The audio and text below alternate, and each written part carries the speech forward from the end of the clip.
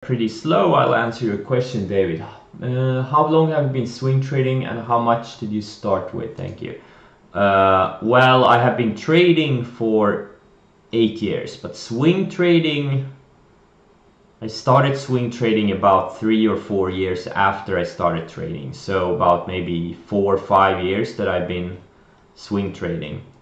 And I started with, again, first time I started in 2011, started day trading. I had I think like 5,000, which I lost most of. I lost 90% of that in 2 months. And then I went back to work and started again with 3,000, lost most of it. Then I took a loan, started again with, I don't know, like 3,000, 4,000 or 5 or something, lost most of it. And then I took another loan. And then, well, thankfully this time I didn't lose most of it. So,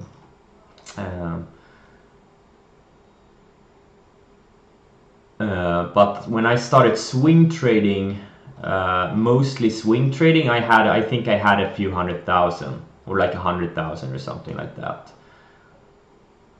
But the first 3 or 4 years, I almost exclusively day traded.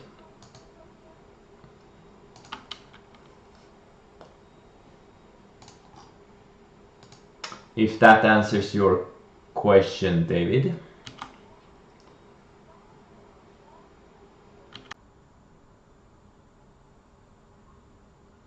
One quick question. As far as yearly portfolio gains are concerned, what figure do you consider?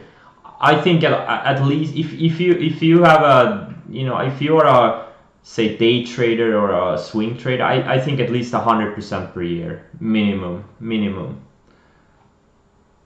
That's been my benchmark, and I've hit it for the past 6 years. You should be able to double your money, at least double your money every year. Yeah, at least 100% per year, at least.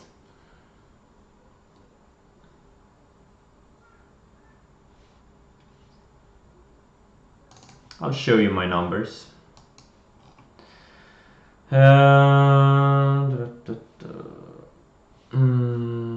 1 second, I'll show you my numbers.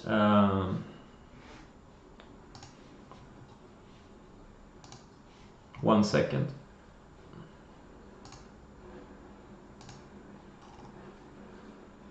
Okay, last year I didn't hit the numbers, but because I took a $700,000 loss in Tilray, so I didn't hit my numbers. But I made 89% last year.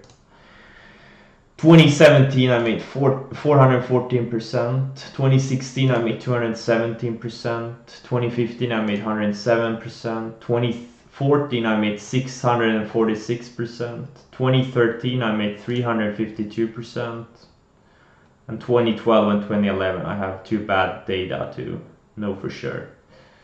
But look at my account size in 2013. I had $16,000. Here I was down to $9,100. So my accounts were tiny. Look, this is my account size. You see how it's growing every month or almost every month. Here it's 50,000. Here it's 150,000. Here it's 400,000. Here it's 800,000. Here it's 2.4 million. And now I was hitting 4 million back in July. But then I had about close to $1 million drawdown because mainly because I overstayed on a bunch of stuff like EMPH or Roku. And now I think it's in the low mid 3 millions.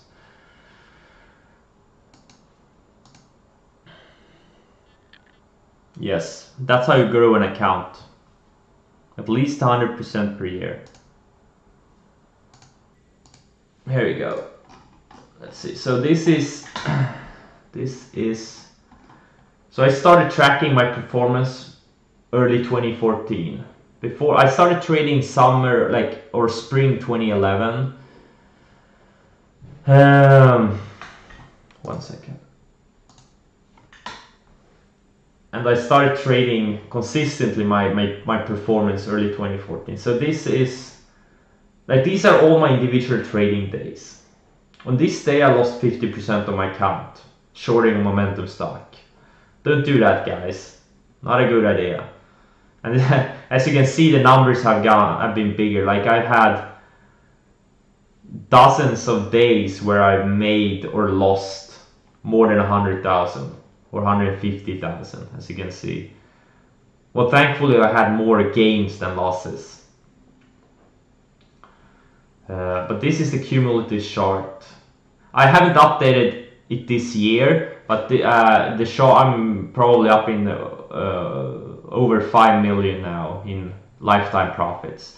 So I hit my first million in 2016. That was about, let's say, July or something, 2016. That's when I had made my first million. So about 5 years, July 2016. So about 5 years into my trading career, that's when I hit my first million. Then it took a few years to get to my second million. So from my second to my third and fourth, that was really quick. Because it's easier to make more money if you have more money, you know? It's easier to make 1 million if you have 2 million than if you have 500,000. And this is the same chart, logarithmic chart.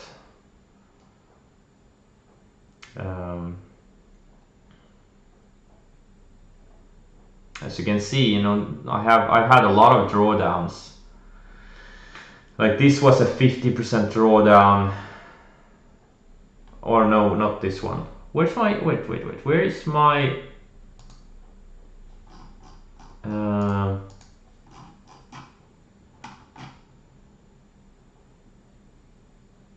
oh, here it is. Here are my drawdowns. So in 2014 I lost 35% in a day. Took me 10 days to make it back. This is for my day trading days. So I had much more volatility. Then in late 2014 I lost half of my account in a day. Or actually in 8 days, but most of it was during one day. Took me about 4 months to get back.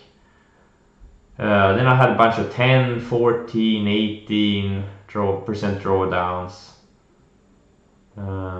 Again, I haven't updated it for this year, but here you can see the chart. The blue is how many days it took for me to get the drawdown, and the red day is how many days it took me to earn it back, like digging out of the hole.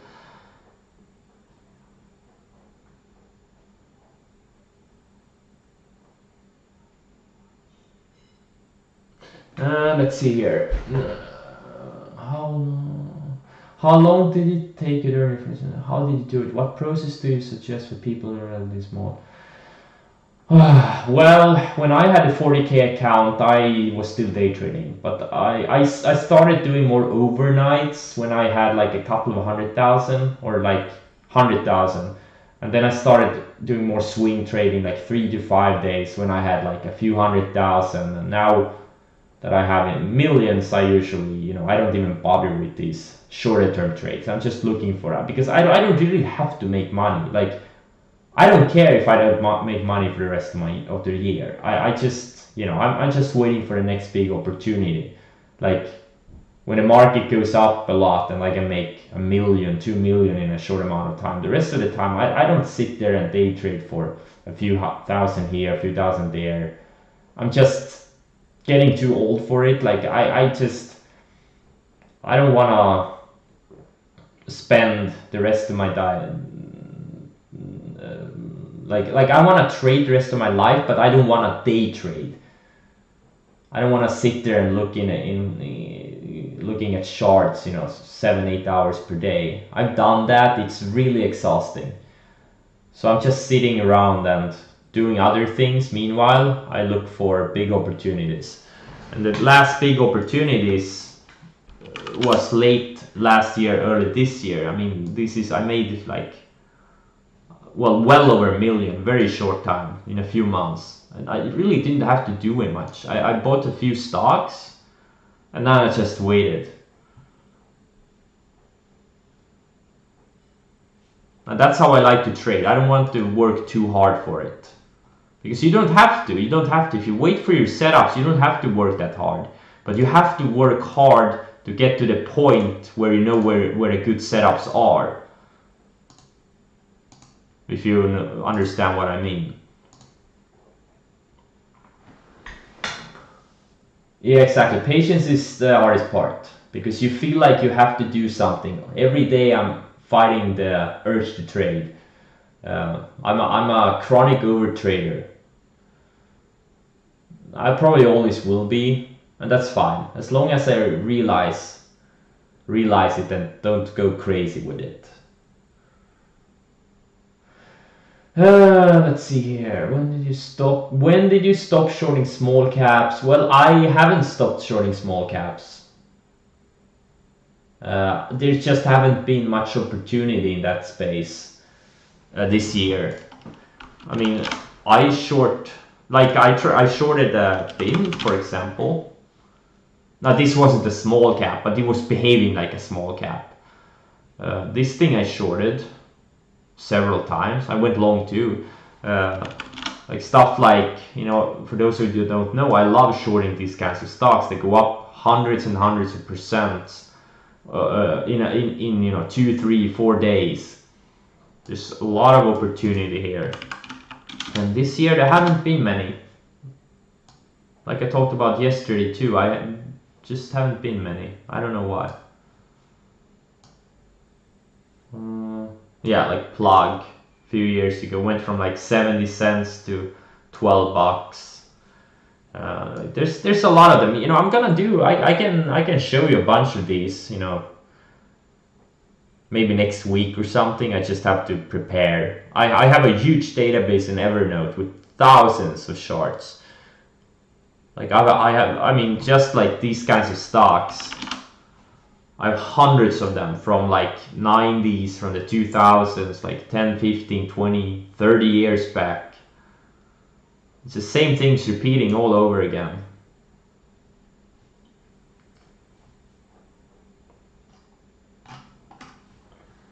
I could do like a session of just showing you some of my old trades and just some historical charts. The drawdowns, are they due to having a lot of positions stopping out, or they're just, well, early in my days when I was still day trading, when I had these huge drawdowns, pretty much all of these drawdowns were mostly shorting like one momentum stock. The problem is when you short these momentum stocks that go crazy, it's very easy to be too early, and that's when, you know, it can hurt. It can hurt a lot.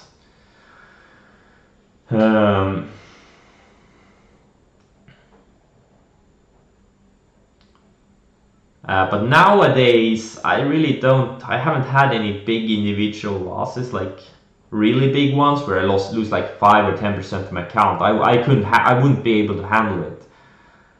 I was able to handle it like 3, 4, 5 years ago when I had a smaller account, but now I would just, whoa, I don't even know how I would feel if I lost like 10% of my account in one day shorting some momentum stock. I mean, that just, no.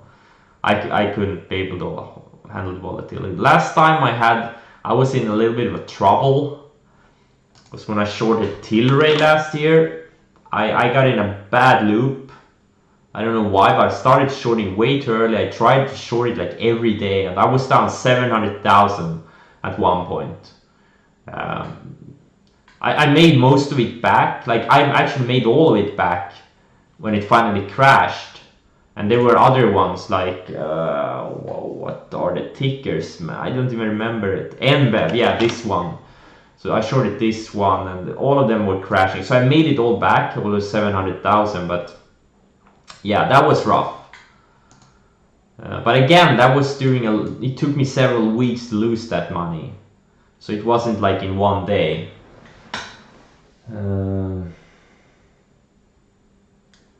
How do you? But yeah. So nowadays, most of my drawdowns are like if I have a lot of positions going, like say I have 10, 15 swings, and they all turn around at once. So most of my drawdowns now, they're from highs. Let's say I increase my account by 30%, and then I give it back a third of it. The worst kind of drawdowns is when you have already lost money for a while, or been going sideways for a while, like going sideways for months and months, and then you have big drawdown. That's really demoralizing. That's the worst kind of drawdown. The best kind of drawdown is when you've had it, you know, things been going really, really well, and then you give some of it back. Like, let's give you an example.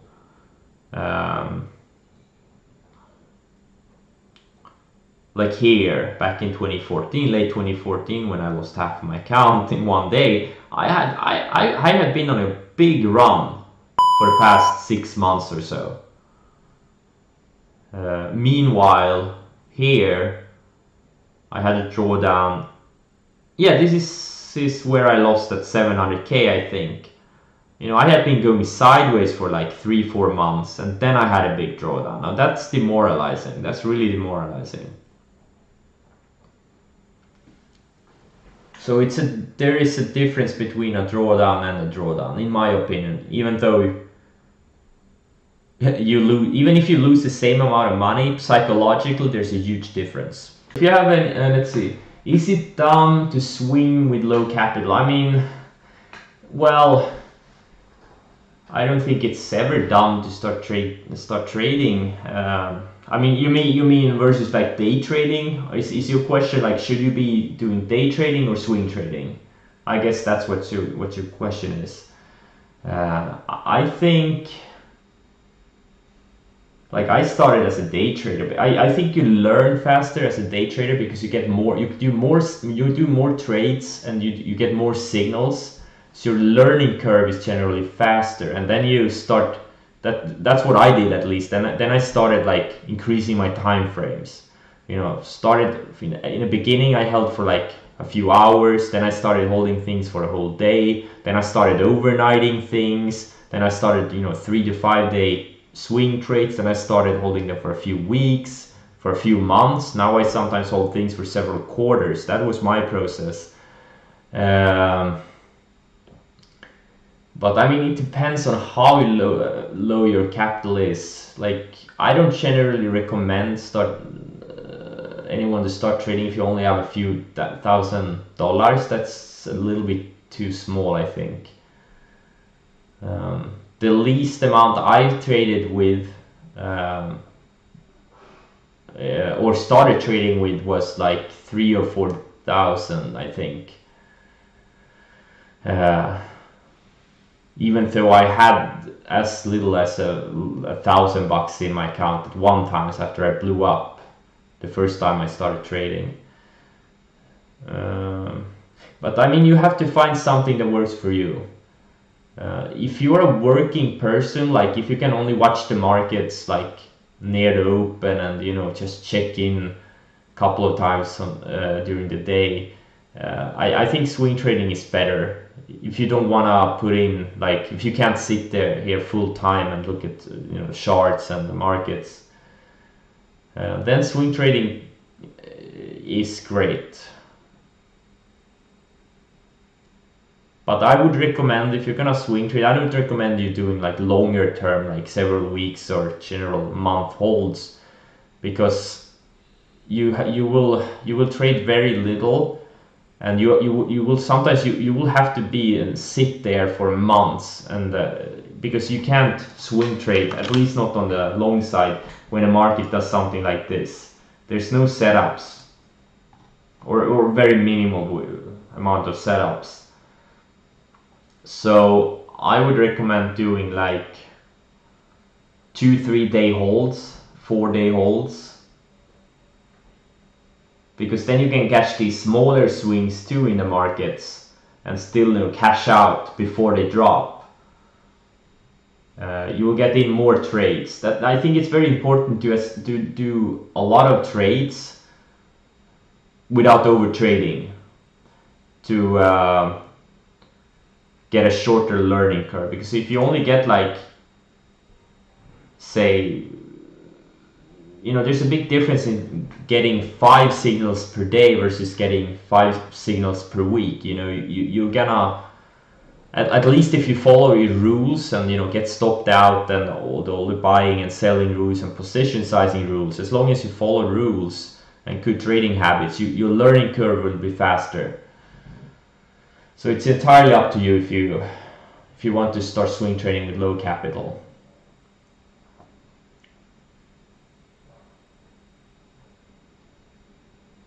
Or trading at all with low capital.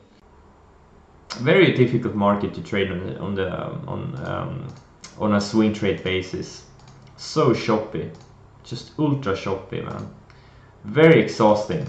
So it helps to have a big account, so you don't have to worry about making money every month or even every quarter.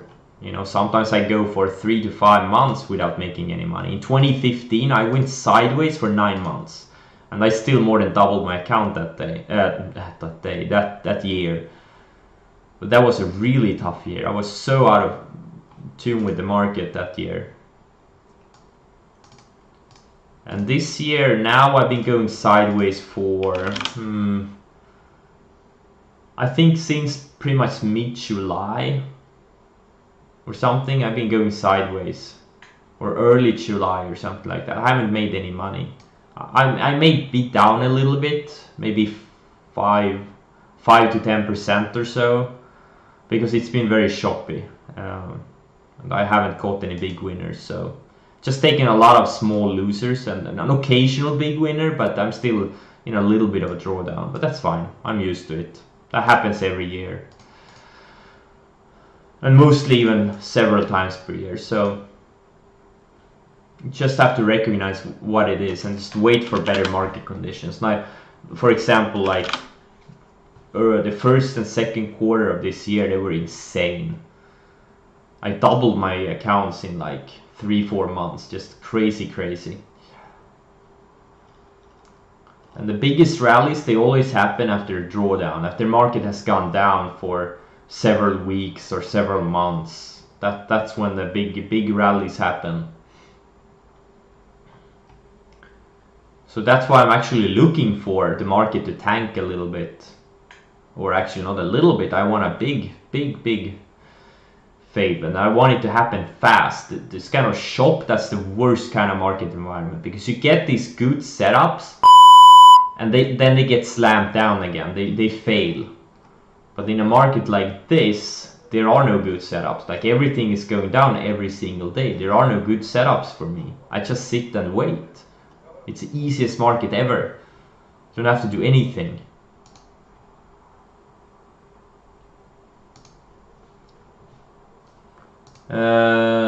Let's see here. How much money do you manage? Well, let's say it's in the low mid single digits, millions.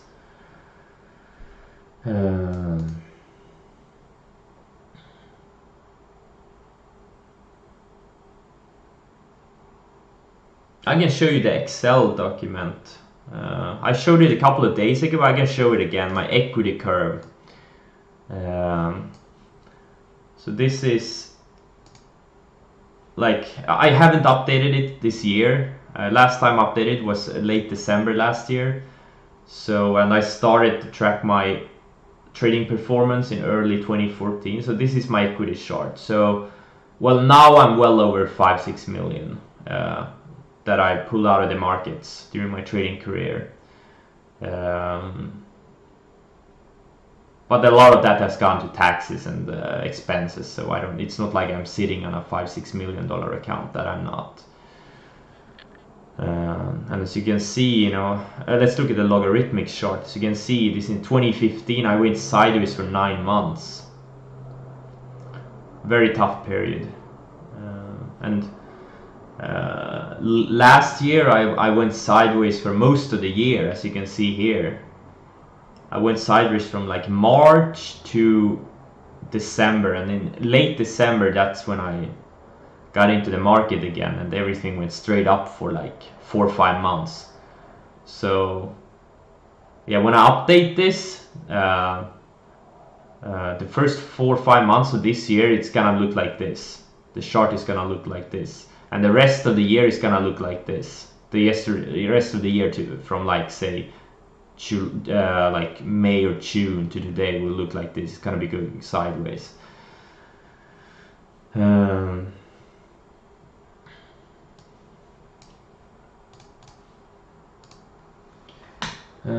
I watched all your YouTube videos, and when forming flat pattern, you often mention that you wait for moving averages catch with it. Can you go? Okay, yeah, sure. So let's look at some of the, well, I mean, okay, so I don't know, like let's look at high tide flags. You kind of want them to, if you have a high tide flag, let's look at overstock. You kind of usually you want it to rest on a few moving averages. Usually it's a 10 and a 20, the purple and the yellow line. Like you get high tide flag, like overstock a couple of years ago, you got multiple high tide flags. So you want the moving average to kind of catch up. It doesn't need to touch the price, but it needs to kind of catch up. Like here it even undercut the moving average. And here it bounced right off the moving average. And this year we have USLV, which I traded. It kind of starts riding, when the price starts riding the moving average. It doesn't have to, it's usually the 20-day, those are the best ones, or these are the most common ones. It kind of starts riding, you can kind of see that it performs a series of higher lows. Same thing with the rates this year. Now these are a bit slower moving, so they're not as explosive and fast, but you kind of can see it here. It's surfing the moving average. You see how perfect this is, like a series of higher lows. It's just surfing. It's like surfing a wave, if that explains it. And you kind of want to see the higher low action, like all around the bottom. It doesn't have to be perfect. You get these undercuts, but as long as these undercuts get bought up really fast, like it's a one-day thing or something like that, those are completely fine. You want to see that. You want to see the shakeouts. Can you go over the other tabs in that sheet as a template for us, maybe? I could do that some other day, but not today. What was your big loss slump in 2018 from that Excel? Yeah, that was Tilray. Oh yeah, that was definitely Tilray. I'm gonna show you. Yeah, so I lost 700,000 trying to short Tilray. I got in a really bad place mentally. I don't know why I did it. It's just so stupid, very avoidable. I just tried to short it every day. And it was just stupid, just so stupid. I could have just, not traded. There were so many other trades during that time frame. And I just focused on this Tilray every single day. I missed so many opportunities. So, I mean, I could easily, instead of losing that 700K over from this mid-August to mid-September, I could have made another like 500,000 or 700K on something else. So that was probably my biggest trading mistake in my trading career. It cost me easily over $1 million or $1.5 million. Not only that I lost the money, but I missed so many other opportunities. And then I made back the 700K in about a month. But that was, 2 lost months last year when there was huge opportunities.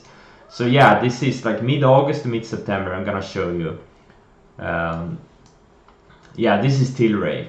This is Tilray. Yep. I lost about 700K. And then I made it back really, really fast. There's so much opportunity during that 2-month period with the Mariana stocks.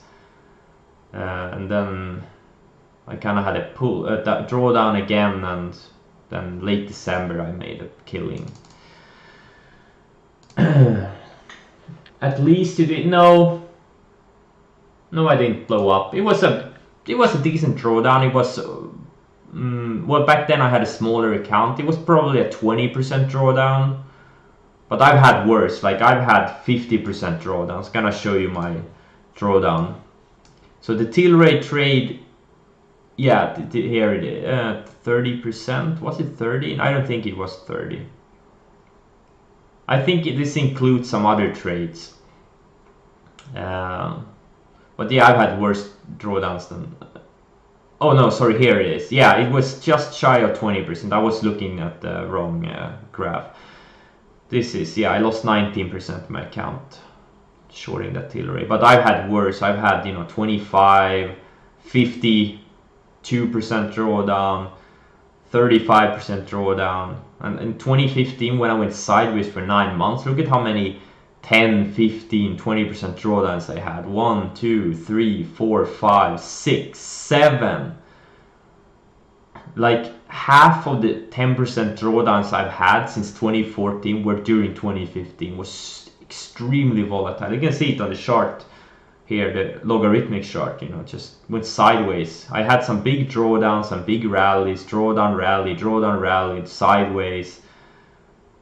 Just the whole year of 2015, very, very exhausting.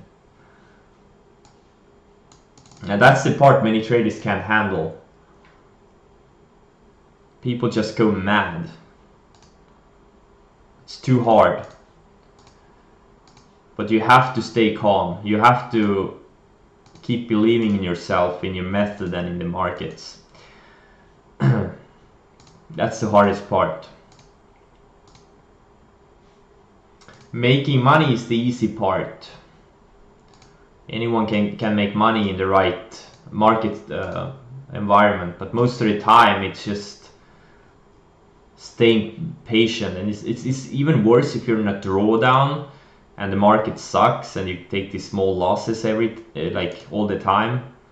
It's very frustrating.